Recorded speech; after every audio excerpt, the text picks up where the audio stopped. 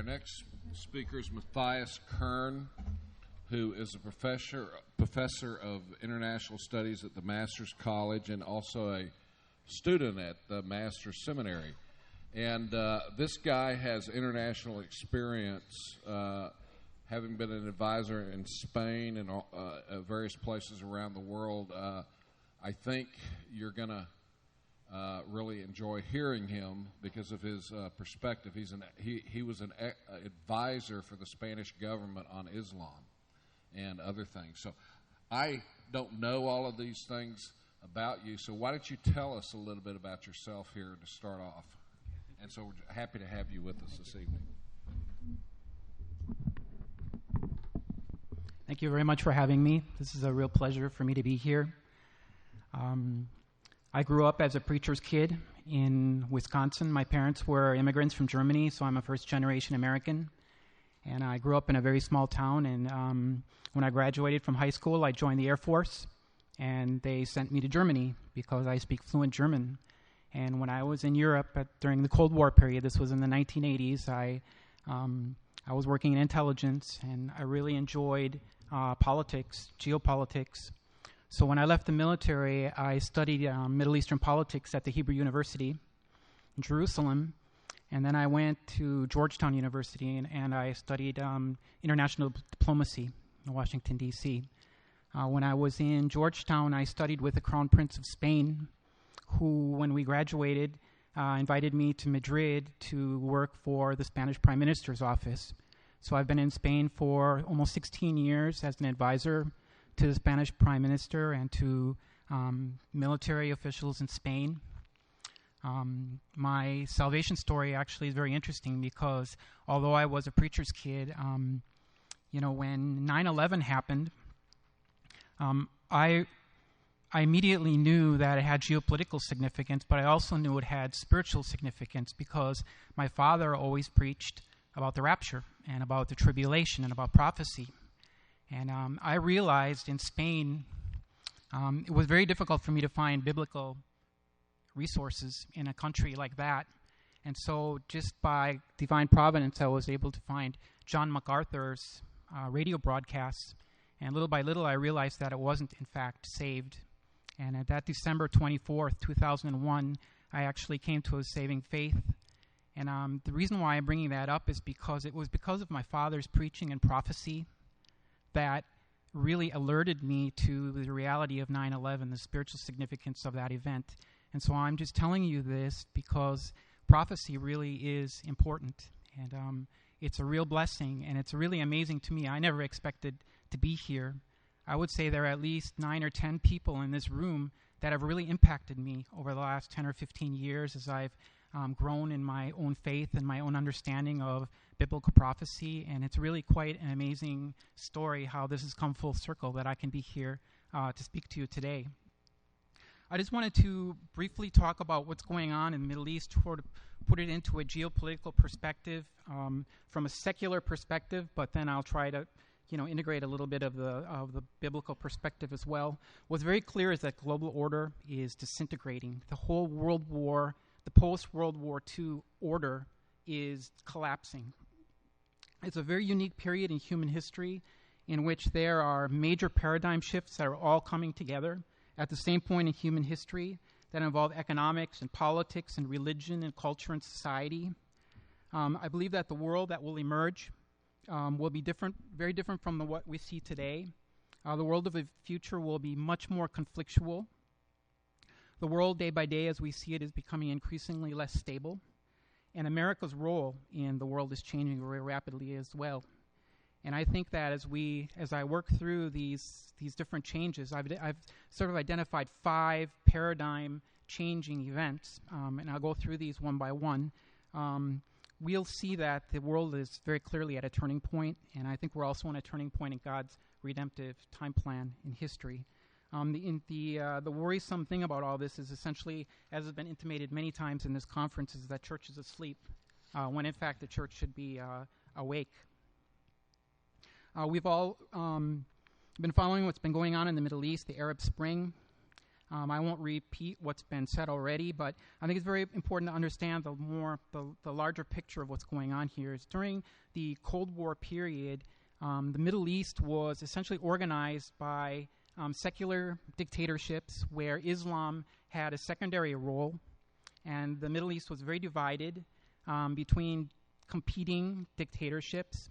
The significance of the Arab Spring is essentially that this order, this post-World War II order, actually this post-Ottoman Empire order that was established by the British and the French, is collapsing very rapidly.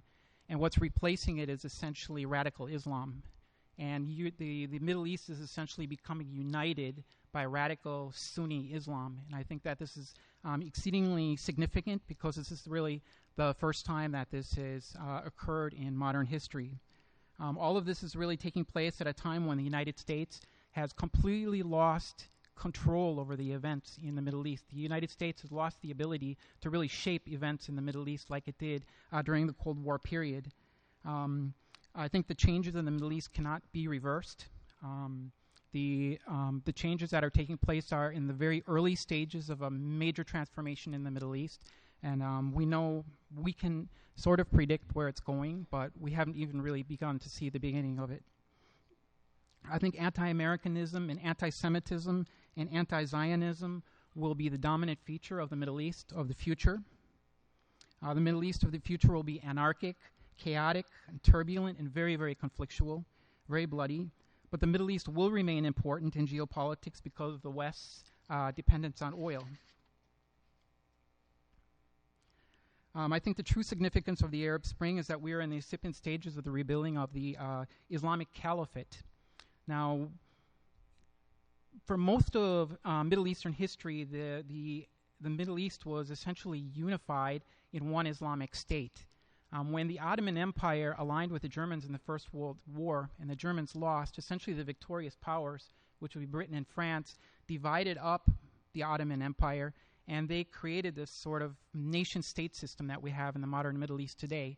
So essentially countries like Syria and Jordan and Iraq and Lebanon, these are fake states, and you can see that by the lines in the sand. Essentially British and French generals sat down together and they just took their rulers out and they said, this country, this part is going to be mine and this part is going to be yours. And since that came into being, there's been an effort, particularly by the Muslim Brotherhood in Egypt, which was formed in the 1920s, to reverse this because it's viewed that the nation-state system in the Middle East is essentially a European colonial system that really is foreign to the Middle East. And I think that what is significant about the Arab Spring is essentially this unification of the Middle East under Sunni Islam and really the unification of sort of a caliphate, which I believe will be eventually led by Turkey. Turkey is really the leader behind this, as was pointed out before. The Turks are not ethnically Arabs or Persians. They are Muslims, but they're different ethnicities. So there's a lot of mistrust between these different countries because of the conduct of the Turks during the Ottoman period. And the Turks have been taking very hostile actions towards Israel, for example, to show the Arab countries that they are legitimately anti-Israel and anti-Zionist. I think that the emergence of an Islamic Caliphate, which I'm sure will happen, and very possibly in our lifetimes, is a very worrying development. The unification of 1.6 billion Muslims in the Middle East and North Africa and parts of Asia would be very, very powerful actor on the international stage. And the precursor to the Islamic Caliphate is already in place today, and it's called the Organization of Islamic Cooperation.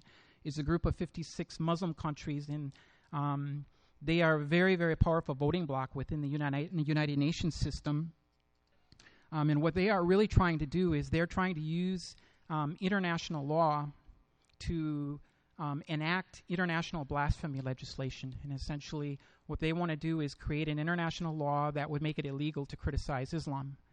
And they've been at this for many years, for at least 15 or so years, but the Obama administration is really the first administration that has actually given some credence to this idea.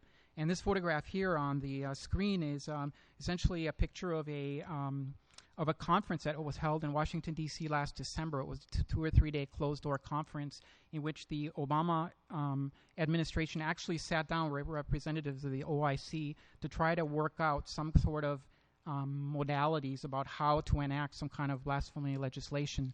This would be very worrisome. Obviously, it could come to the point where proclaiming Jesus Christ is the only way to salvation would be blasphemy, because that's what it is according to Islam.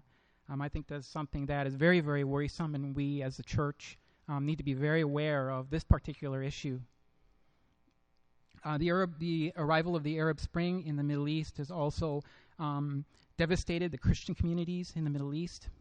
Iraq, one of the oldest Christian communities in the Middle East, has been decimated. During Saddam Hussein period, there were 1.4 million Christians in Iraq, and now there are less than 400,000. In Egypt, there's a lot of persecution, fire bombings of churches as well. Around 200,000 Christians have left Egypt last year. And what's clear is that if President Assad falls in Syria, and if there's a change of government in Lebanon, that the Christians in Lebanon and Syria will also come under immense persecution. As has been said many times before, the significance of all these changes in the Middle East is very clearly biblical. I think everything is lining up exactly like Scripture says it will, particularly Ezekiel 38 and 39. It just cannot be a coincidence, to my mind, that all of these things are lining up at this particular point in history, and at such a rapid pace. 24 months ago, this would have been unthinkable, what has happened just recently. The significance really of all of this is that the entire neighborhood for Israel has become exceedingly hostile. And Egypt, which was at least had a cold peace with Israel for many years, the government has taken a very hostile position vis-a-vis the Israeli government. The Israelis do not even have an ambassador in Cairo anymore. The ambassador actually lives in Israel, and he flies into Cairo a couple times a month to take care of business, because the embassy has been destroyed during the revolution in Egypt and hasn't been rebuilt. We've also seen the problems in the Sinai Peninsula. The Sinai Peninsula essentially is a very anarchic place right now. There's a lot of weapon smuggling coming in through the Sudan and through through the Sinai into southern Gaza. What is also has been a problem is the natural gas supplies. Israel receives roughly 40% of its natural gas from Egypt. Those pipelines have been repeatedly blown up in the Sinai Peninsula, and there have even been electricity shortages in Israel recently because of the lack of natural gas. Another major change in the Middle East, especially regarding Israel, has been the change in Turkey. Both Egypt and Turkey are very clearly moving towards becoming Islamist dictatorships. The Turkey-Israeli relationship is in a shambles. They have had a very long-standing defense relationship in which Israel has modernized the Turkish Air Force, and in exchange, the Turkish government has provided drinking water to Israel. Israel recently canceled its part of the defense agreement because it's worried now that the Turkish government will actually use these modernized Air Force and modernized weaponry against Israel itself in a potential war. It's very clear that Turkey wants to be the leader of the Middle East, has been said before. This particular picture here is a map of some of the gas that's been found in the Mediterranean.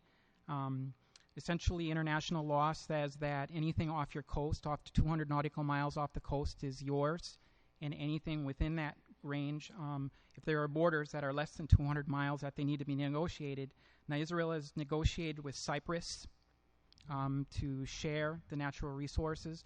Essentially, Cyprus is a divided island. The Turks have invaded the north in the 1950s, so the southern part is Greek, member of the European Union. And Turks have actually sent warships to the Middle East to prevent the Israelis from trying to bring some of those natural resources to shore. So that is a very potential conflict in the making there. Clearly, the most important conflict in the Middle East is what's going on in Syria.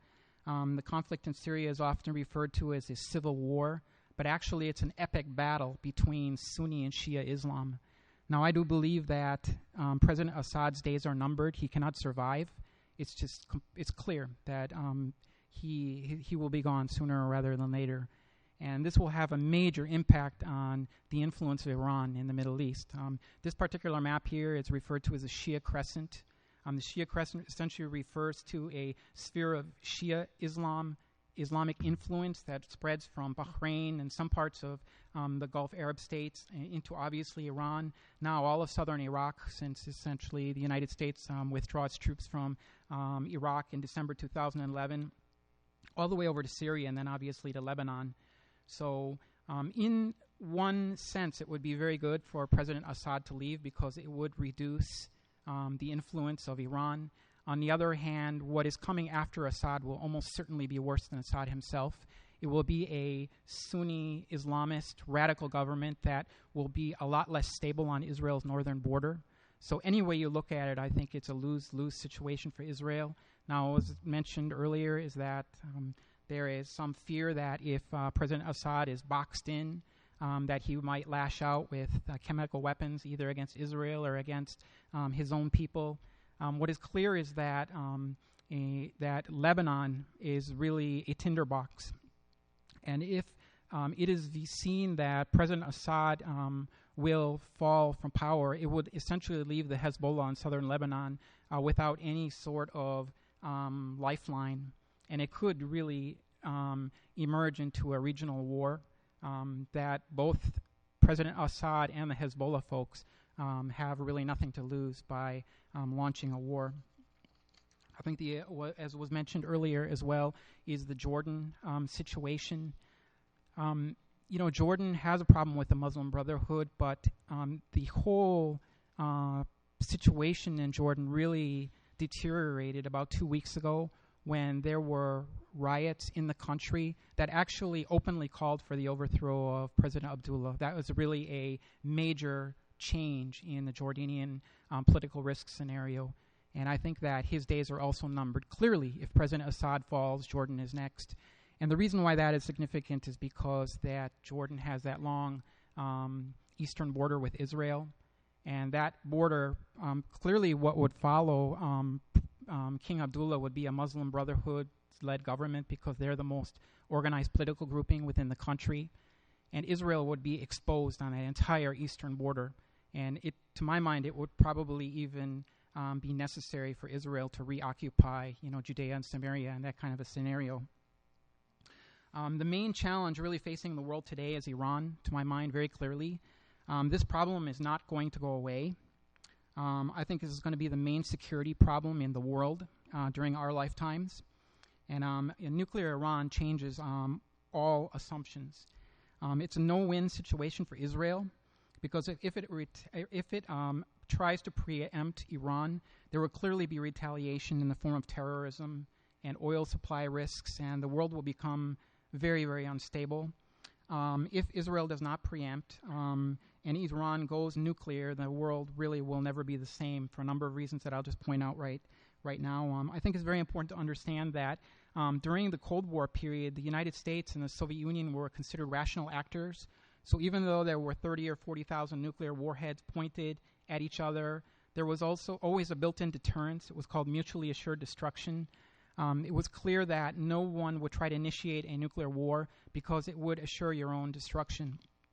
Unfortunately, deterrence, mutually assured destruction, doesn't work with a country like Iran because it's important to understand that in Islam, there is no security of salvation, no guarantee of salvation. You can follow all the rules of Islam, and when you die, it depends on what mood Allah is in on the day that you die, whether or not you're going to go to heaven. The only way that you can get to heaven, according to Islam, is through martyrdom. It's essentially self-salvation, right? And so for the Iranian government, particularly the Shia government in Iran, for them there would be added incentives to actually use a nuclear weapon against Israel because even if it would, the consequence would be its own destruction. They would all go to heaven or to paradise according to their worldview, right? So it's a very, very dangerous situation. I personally believe that Iran will go nuclear next year. My own view is that the Israelis have come to the conclusion that they cannot do this on their own, and the United States and the Europeans are not interested in helping Israel. And I suspect that Iran will go nuclear unless there's a major change of heart on the part of the Obama administration, which, I don't really see happening. I just wanted to point out just a really couple things about Islamic theology, which sort of relevant to some of the things that we've been talking about here, because we've been talking a lot about the Antichrist, and we've been talking a lot about New Age and the Roman Catholic Church and all this stuff. And, the whole purpose of the Islamic Revolution in 1979 was to sort of create this state that was the whole purpose of the Islamic Republic of Iran is essentially to create the conditions in the world for the return of the Mahdi. The Mahdi is essentially the Islamic Antichrist. The theology of the Islamic Republic views the destruction of Israel as a central prophecy and a prerequisite for Judgment Day. President Mahmoud Ahmadinejad believes he's been called by Allah to help usher in the Mahdi. He said, "Our revolution's main mission is to pave the way for the reappearance of the 12th Imam, or the Mahdi." The Iranian government has recently published a documentary. It's actually on YouTube. It's been dubbed into English. It's a very, very interesting. It's called "The Coming Is Upon Us," and it's designed essentially to prepare the Iranian public for the coming of the Mahdi. I just want to briefly talk about this idea of Muslim replacement theology, because we've talked a little about Palestinian revisionism earlier here. Muslim replacement theology is essentially this idea. It's a term that's been coined by Bat Yaor, who's a Jewish scholar. She essentially talks about how the Palestinians and how the Arabs essentially have sought to create their own history essentially by stealing the Old Testament patriarchs like Adam and Noah and Abraham and Moses. And so in so doing, they have attempted to artificially absorb the entire story of God's dealings with the Jews as their own personal history. And this is just a quote from Bat Yaor's book. There are many processes of Islamization. One of them is through theology and the adoption of Muslim replacement theology, whereby biblical figures from Adam, Abraham, Moses, down to Mary and Jesus are all considered Muslim prophets. Hence, Israel's history is transferred to the Muslims, Palestinians, and it is easy to see from there the final transition to Islam, where the Jewish Jesus becomes an Arab, Palestinian, Muslim prophet. And on this particular picture here, you can see a lot of biblical imagery, the 12 apostles, and you can see the guy over there on the left-hand side. He's the imam, the hidden imam, who's in occultation according to Islamic theology. This particular picture here is the Imam Mahdi when he returns, and the guy on his side is actually Jesus, because Muslim theology teaches that Jesus is actually going to come back and be a prophet for Islam. And I think it's really important for us to just have this in our mind, that the parallels between the Islamic Mahdi and the biblical Antichrist are just incredible. And I just don't think it can be a coincidence. The Imam Mahdi is exactly the representation of the Antichrist in the Bible. The prophet Isa, which Muslims say is Jesus, but has no bearing to the biblical Jesus, is actually the false prophet in the Bible. And the Dajjal, which is essentially the devil, would be the equivalent of Jesus Christ in the Bible. And so the interesting thing here is that it's not just the Iranians, it's not just the Shia Muslims who are waiting for the Mahdi to return, but it's also the Sunnis. There was about 3 or 4 weeks ago, there was a survey done in Turkey, and around 70% of Turks who are Sunnis are also waiting for the Mahdi. Obviously, they're waiting for a different individual. The Shias believe he's a 12th Imam, and the Sunnis believe he's going to be some kind of a religious figure. But the point being is that a lot of these figures look very much like Jesus. And the Bible teaches us that we are not to make images, and throughout church history, there have been images of Jesus. And I think that the stage has been set for a mass deception for millions and millions of people to believe that the Mahdi will actually be Jesus, or, I just wanted to throw that idea out there because it's very relevant in the Middle East today.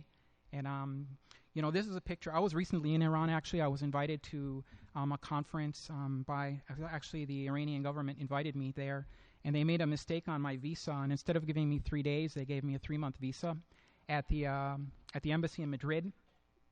So obviously, as soon as I arrived in Tehran, I changed my return flight, and I was able to spend 6 weeks essentially backpacking through the entire country, and I was able to go to a lot of the Shia theological seminaries in Qom and Mashhad, and I was able to travel the entire country.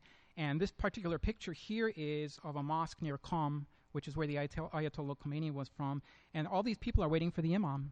They're waiting for the return of the Mahdi. Every Tuesday night, there are men and women and children in a picnic atmosphere waiting for the return of the Mahdi. And I just think this is very interesting because we, as Christians who are waiting or are supposed to be waiting for the real Messiah, are really not waiting for him at all. We're not living in the expectations that the Muslims are waiting for their false Messiah. Just really quickly, the crux of the problem in practical terms with Iran are these cylindrical tubes. They're called centrifuges, and essentially what they do is they spin uranium at supersonic speeds to try to separate the fissile material. And over time, these things are running like 24 hours a day, 7 days a week, and there are an estimated 70,000 of these things running all the time now. A lot of these things are built inside mountains, which makes them virtually indestructible. And it's just a question of time. You know, when the Obama administration or when the Israelis talk about the red line is essentially as to at what point are enough of these machines spinning for enough time to get enough fissile material. And I believe that will clearly be in 2013. This map here just shows just some of the nuclear sites in Iran. A lot of these things are inside mountains underground. So I think that it would be very, very difficult for the Israelis to try to do this on their own. And I think that that is the conclusion that the Israeli government has reached. And that's why they have pushed back considerably since October.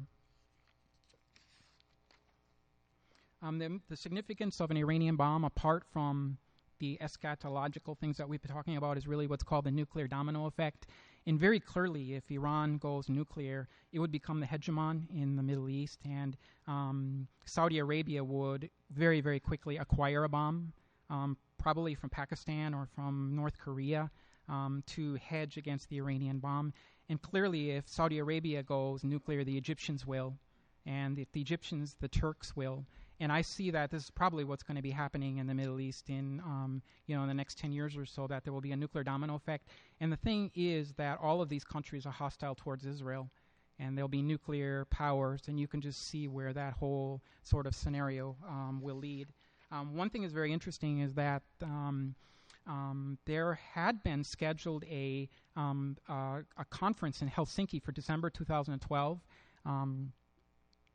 to create a nuclear weapons-free zone in the Middle East. And the idea behind this thinking is that if you can just persuade Israel to give up its nuclear weapons, then Iran wouldn't have any incentive. And so every American administration has rejected this out of hand until the Obama people. And the Obama people were actually planning on attending this with a high-level delegation. And I don't know why they canceled it about 2 or 3 days ago, but I suspect that maybe Bill Koenig can figure this out, that the Obama administration must have negotiated something with the Israelis in exchange for a ceasefire, that the Obama people maybe would not attend the conference. But anyway, that issue is probably bound to come up again because the Arabs are very determined to push through this nuclear weapons-free zone in the Middle East. I just wanted to just touch really, really quickly on Islam issue. Although Islam and Christianity is monotheistic, has been pointed out here, does not follow that Muslims and Christians worship the same deity. The attributes of God in the Bible are completely different in every way from the Allah of the Quran, and yet they cannot be the same deity, and yet many Christians insist that they are, And I just wanted to speak for just a minute about Chrislam. It's this crazy idea that Muslims and Christians worship the same God, and we've mentioned the Rick Warren many times in this conference, and he's one of the proponents of this idea that Christians, and he gave the inauguration address, the prayer for President Obama 4 years ago, in which he actually prayed to Isa, and he used the Most High, which is clearly a reference, an Islamic reference to Allah, and this particular problem is called the Insider Movement. And I really encourage you that if you are in any way supporting missionaries in the Middle East, that you do some investigation into really what are they doing there, and are they involved in this insider movement? Because essentially, Christian missionaries, a lot of them from the emerging church, are actually going to Muslim countries, and they are saying that Muslims can embrace Jesus, but they can still be Muslim. Okay? That Muslims can continue going to the mosque, they can continue reading the Quran, they can continue to profess the Shahada, and in many cases they are reconverting converted Christians into Islam. This is a very serious problem. They are using the Quran as the determining factor for Muslims regarding the truth about God. They are creating Bible translations that minimize the concept of God the Father and Jesus the Son and the Holy Spirit, because Muslims don't believe that Jesus was the Son of God. The idea is, it's called Messianic Muslims, and the idea that people who follow Jesus can be Muslims. I'm not making it up. It's a very serious problem, and I'll just leave it at that. I just wanted to talk a little bit about the rise of Islam in the West. This has really been my specialty. For most of my career, I've actually been an expert in military and security and nuclear issues. But about 8 or so years ago, there was a Belgian bishop who he wrote an article saying essentially that Christians should just start calling God Allah as a way to build bridges with Muslims. And I wrote an article back at that time just saying, like, who is Allah? And I just looked sort of in a historical and theological and archaeological view, showing that Allah can't be the Yahweh of the Bible. And that particular article really took off, and it got me essentially a lot of contracts to start writing and investigating this whole thing about Islam. And I write 2 or 3 times a week about the rise of Islam in the West. It's a very, very worrisome development. During the Cold War, the West was more or less united. Now in the post-war Cold War period, the West is divided. And, Islam is more dangerous than communism ever was. And this is not the time for the West to be divided. But that is the strategy of Islam. It's trying to divide the Europeans from the Americans. And what I just want to show you is just a series of photographs very quickly to just show you the reality of Europe. Europe has abandoned God, and there's a massive spiritual vacuum in Europe, and Islam is filling that at a very, very rapid pace. And I believe that that is our future here in America as well.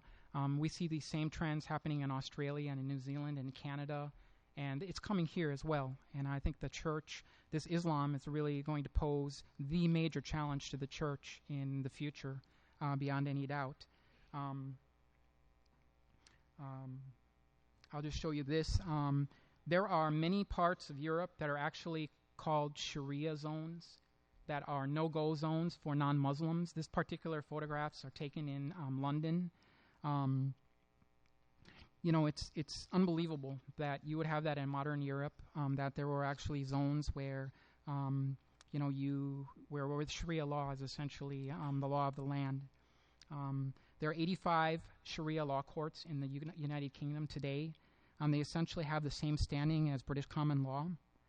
They regularly apply Islamic law to resolve domestic, marital, and business disputes. Britain also is creating a parallel Islamic financial system to fill the growing demand for Sharia-compliant banking products. Britain has emerged really from ground zero for Islamic banking in Europe. This particular map here is of France.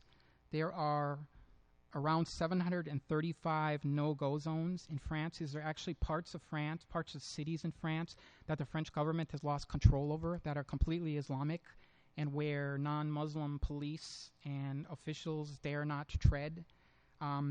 This map actually is produced by the French government. They actually have a website that warns people in what parts of the cities you should not tread. This particular map here is of Nantes in western France, and they have maps like this for every city in France, and it just delineates exactly with the GPS, tells you exactly what blocks and what streets you can't go to, because essentially they're fully Muslim. this whole system of the Islamization of Europe is so far advanced, really, that it can't be reversed, to my mind. This particular picture here is from Malmo in Sweden. This is a no-go zone, and essentially there was a fire in a mosque. And the non-Muslim fire department came in to try to put out the fire, and the Muslims essentially attacked the firefighters with rocks for entering the no-go zone. That is really a true story. Around 25% of this population of this city is Muslim now. With this Muslim immigration in Sweden has been a massive rise in anti-Semitic hate crimes. Hundreds of Jews have left Sweden, believe it or not, in the last year or two. The problem is so widespread that the Los Angeles-based Simon Wiesenthal Center has actually advised Jews to avoid traveling to Sweden altogether. This picture here is of a Muslim group in the UK that has launched a campaign to turn 12 British cities into independent Islamic states. It's called the Islamic Emirates Project. And these sort of emirates would function as autonomous enclaves ruled by Islamic Sharia law and operate entirely outside of British jurisprudence. This particular picture here is of the London Financial District. This is a very, very common sight in cities across Europe on Fridays, is Muslims essentially take over the streets to be praying in the open. I'll just say, although polygamy is illegal in Great Britain, the state effectively recognizes the practice for Muslims. There are around 300,000 Muslims living in polygamous marriages in Great Britain, and many, many of these are actually receiving social welfare benefits from the state. And so you imagine what the British government, what British taxpayers are paying for homes for people, families of 15 or more people. Just another aside is, for example, in Islamic theology, the bathrooms are not allowed to face Mecca. And so the British government has essentially spent hundreds of millions of British pounds on renovating the bathrooms in British jails and British prisons so that they do not face Mecca. This is a true story. The Olympic Games this summer in London, the British government made a special point of advertising that all of the bathrooms in the Olympic facilities are Sharia compliant. This is a picture in Milano and the Duomo. It's the main cathedral there in the cities. You know, I just might point out, because it was mentioned yesterday by Dr. Wilkinson, you know, a lot of this is self-imposed. It's called the Red-Green Alliance, and it was alluded to a little bit yesterday. But essentially, there is a war against Judeo-Christianity, and a lot of this Muslim immigration is being promoted by socialists who have joined the cause with Muslims in their mutual hatred for Judeo-Christianity, and all in the framework of multiculturalism. You can look it up on the internet. It's called the Red-Green Alliance, and it is very short-sighted because once the Muslims are able to establish themselves in these countries, obviously the pagan socialists will be the first people on their list. But you can see where this whole thing is going. This is a picture of Bologna in northern Italy. I'll just go through this very quickly. This is Athens. This is in Syntagma Square, the main square in Athens. This is Paris. There are more practicing Muslims in France than there are practicing Roman Catholics. That is a true fact. There are 150 new mosques currently under construction in France. The Roman Catholic Church has built 20 new churches in France over the last decade and has formally closed more than 60. And many of these actually are destined to become mosques. This is a picture of Rome. This is another picture of Rome in the Plaza Venezia. This is a picture of a mega mosque. The mega mosques are really becoming the new cathedrals in Europe. This particular one is in Cologne, and it's being paid for by the government of Turkey. And the objective here is to change the skyline to compete with the famous Cathedral of Cologne, for any of you who have ever been there. This is a mega mosque in Madrid. It's a massive, massive complex that's paid for by the government of Saudi Arabia. This particular picture here is it says lies, but in German it says lies, which really means to read. And it's basically a campaign by Salafists, which is a very radical form of Wahhabi Islam, to distribute a Quran to every single household in Germany. And so wherever you go in German cities on the weekends, you can see stands everywhere giving out free Qurans. Hamburg, city in northern Germany, last week was the first city in Europe to recognize officially Muslim holidays. So you can see where this is going. What's very interesting is that a lot of this is due to immigration, but a lot of it is also due to conversion. Many, many Europeans are converting to Islam. In Great Britain, for example, I just recently read the demographics that the most common demographic would be a woman middle-aged in her 40s to convert to Islam. So there is a real spiritual void, and people are grasping at Islam in a really rapid rate. This is in the Netherlands. I'll just go through this very quickly. This particular picture here is of Spain. Essentially, dogs are unclean animals in Islam. And in this particular town near Barcelona, the Muslims went to the mayor and they asked the mayor to outlaw dogs. And the mayor said, no, this is Spain. And so last fall, many, many dozens of dogs were poisoned by Muslims who were not able to get their way through the mayor's office, so they went and took the situation into their own hands. There's also a move in Europe to remove crosses. Now, these particular symbols are from the main football teams and soccer teams in Spain. The first one is from Real Madrid, and you can see the crown of the royal family with the cross on one side, and then it was removed as a way not to offend Muslims. You can also see the Football Club Barcelona, where the cross of St. George, it's a crusader cross, been removed to not offend Muslims. These are true stories. Football jerseys are also a major problem. In Manchester, for example, the Blue Devils, there's been a major controversy with Muslims who find that particular jersey offensive. The picture here on the left is Inter Milan. The picture on the right is Portugal. This particular picture is of Muslim immigrants in Switzerland don't like the Swiss flag because they're offended by the cross. And they have actually asked the Swiss government to consider creating a new Swiss flag that is more multicultural. These are true stories. I just want to very quickly go through the economic crisis that is taking place in Europe. This particular picture here is from the New York Times, and it sort of encapsulates globalism. The world is very, very integrated economically, and so what happens in Europe is going to affect us here in the United States. There's just no way that we can be immune from that because the Europeans are our main trading partner. And the problem really is in Spain, they cannot pay their debts, and it is a massive country. It's the fourth biggest country in the Eurozone, and it's bigger. It's twice as big as Greece, Portugal, and Ireland combined. There's just not enough money in circulation to bail Spain out. The situation is essentially so grave that, as this picture shows, that if Spain collapses, it's going to, by definition, affect Italy and France and Great Britain because all of these other European countries are holding, Spanish debt. And I just want to show you this picture here. This is the reality. This is Barcelona.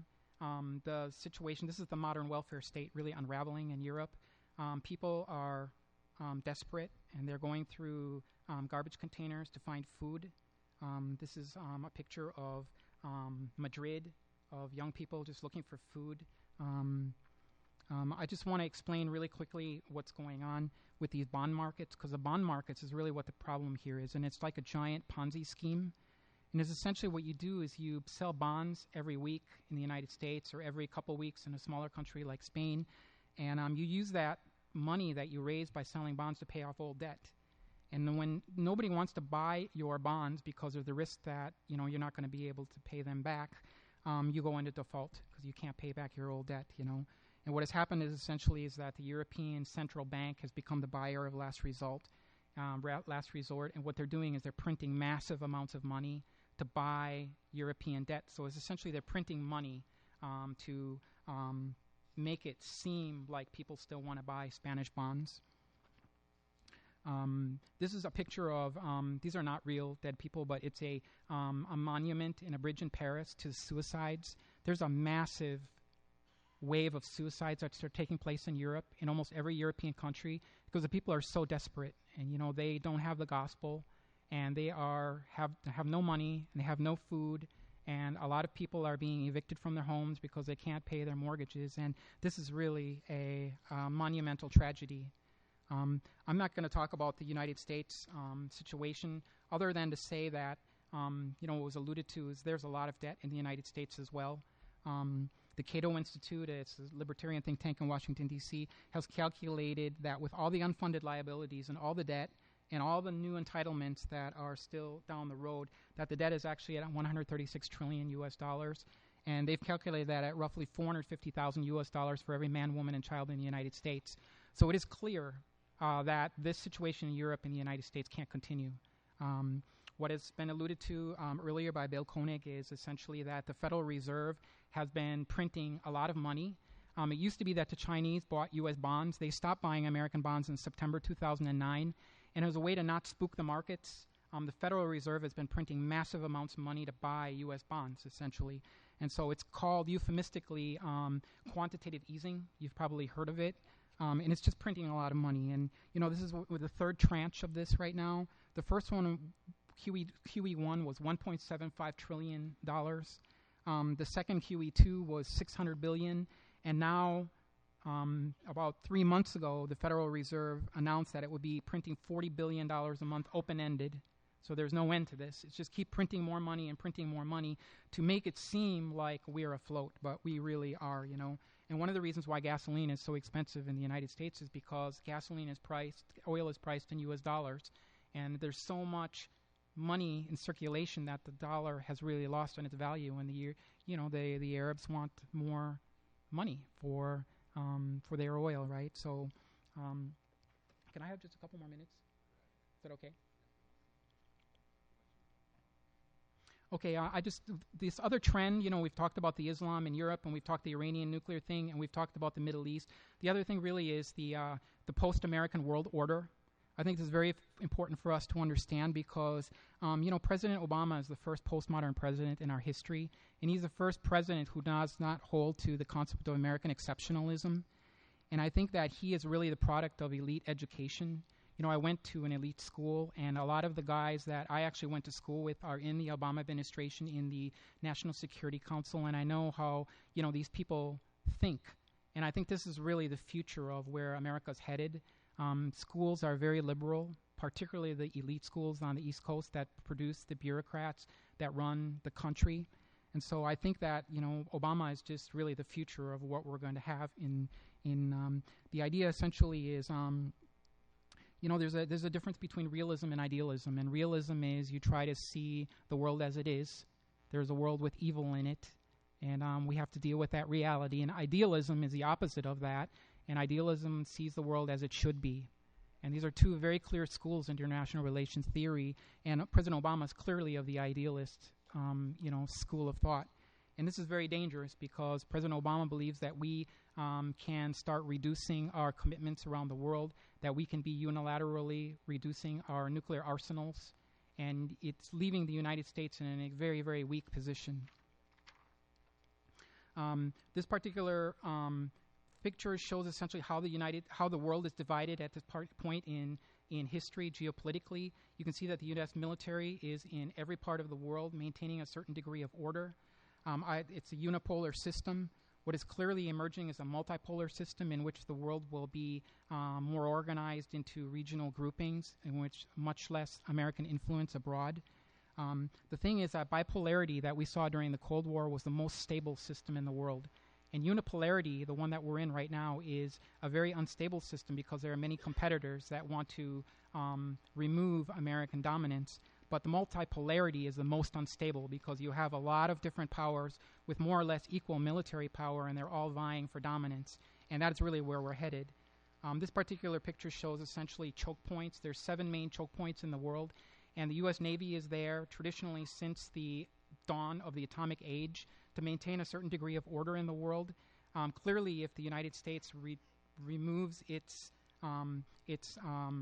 forces from Asia and from the Middle East, which there is a lot of talk, and very clearly, if there's a collapse of the U.S. dollar or a collapse of the euro, the United States will not be able to field its military the way it has for the last 60 or 70 years. There will be a major, major geopolitical shift. This particular picture just shows oil, the choke points of the oil. The global economy runs on the oil, and up until now, the United States has essentially provided a policing service to maintain those sea lines of communication open.